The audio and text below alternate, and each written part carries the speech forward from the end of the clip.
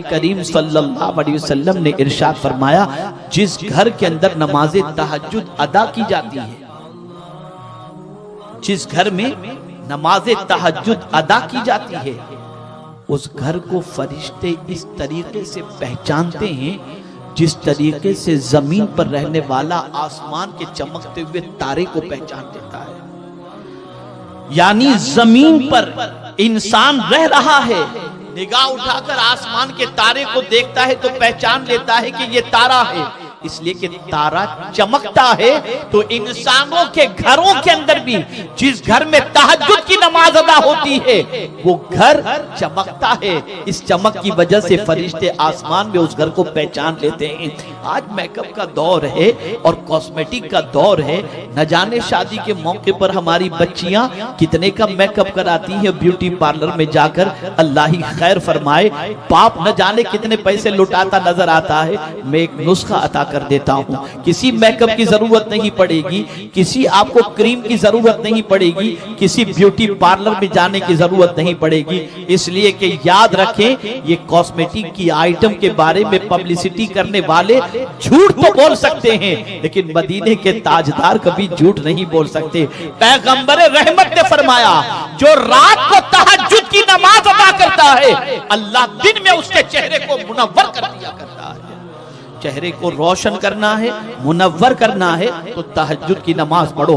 پوری رات what's app پر اور فیس بک پر چیٹنگ میں لگے ہو اور یوٹیوب پر گندگی کا ڈھیر اپنی آنکھوں سے دیکھتے ہو، کہاں سے روشنی آنکھوں کے اندر آئے گی؟ چہرے پر نور کہاں سے آئے گا؟ اگر نور چاہتے ہو تو رحمت عالم کے فرمان پر عمل کرو، چہرہ منور ہو جائے گا۔ نماز تہجد رسول اعظم ادا کرتے، تہجد کی بڑی برکتیں ہیں، تہجد کی بڑی فضیلتیں ہیں، لیکن حضور صلی اللہ علیہ وسلم پر تہجد فرض تھی۔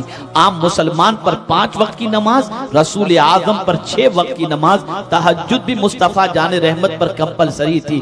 سرکار فرماتے ہیں مجھے تہجد سے بڑی محبت ہے، میں چاہتا ہوں کہ میری امت بھی اسے ادا کرے۔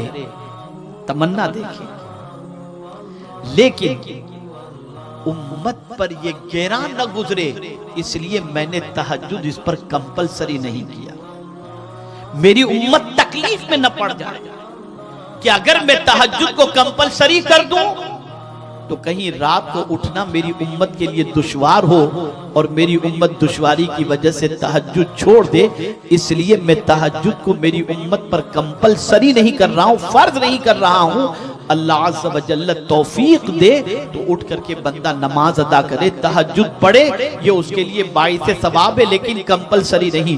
سرکار ہماری نیند کا خیال کرتے ہیں کہ کہیں ایسا نہ ہو میری امت کو نیند توڑنا تکلیف ہو جائے، اس لیے حضور نے تہجد کو ہم پر کمپلسری نہیں کیا۔